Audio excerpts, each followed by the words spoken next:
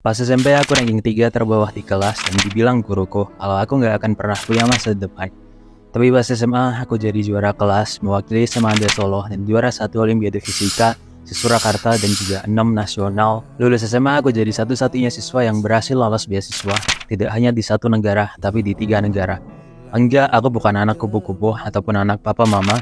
Aku bantu ekonomi keluarga, cari duit sejak semester pertama kuliah, organisasi dan kepanitiaan, lomba, ketua remaja masjid, hafalin Quran, internship di beberapa perusahaan dan beberapa engineering project. Tapi kok bisa? Apa yang berubah dari cara aku belajar?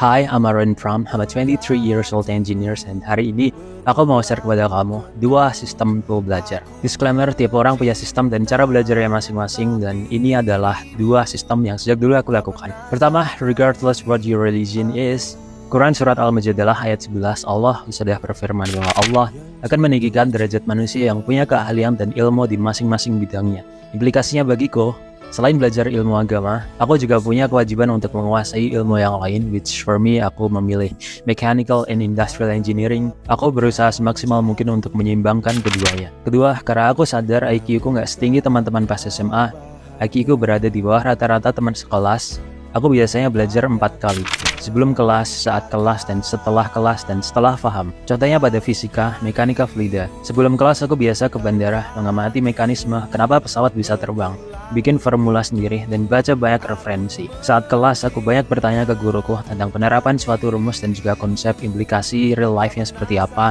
Setelah kelas aku review dan kaitkan pengetahuan dari sebelum kelas dan setelah kelas. Saat aku udah paham, aku biasa habiskan semua latihan soal, mulai dari ulangan harian, ujian nasional, dan beberapa kompetisi sains di beberapa tingkat. Metode ini aku lakukan setiap hari di semua mata kuliah dan pelajaran sejak aku SMA, dan hasilnya apa? Saat SMA, aku jadi satu-satunya siswa yang bisa dapat nilai ujian semester 100, membawa nama baik SMA Negeri 2 Solo dengan jadi juara 1 Olimpiade Fisika Surakarta dan 6 nasional. Pengetahuanku di bidang sains dan engineering terbentuk sejak dini hingga aku selalu lolos wawancara beasiswa di perusahaan minyak dan gas terbesar Indonesia, pemerintah Taiwan, hingga yang terakhir ada di MIT, Amerika Serikat, dan terus berdakwah sebisaku. Cara aku belajar dari dulu kayak gini. Kalau cara kamu gimana? Coba share di comment sectionnya. Share video ini di Instagram story kamu untuk bantu aku terus menyebarkan nilai positif dan ilmu jariah bermanfaat di platform yang makin jedak-jeduk ini, dan semoga makin banyak anak Indonesia yang bisa mewakili nama Indonesia di kancah internasional sebagai the right global citizen. My name is Aaron Pram, your international engineer, and until next time, salam literasi.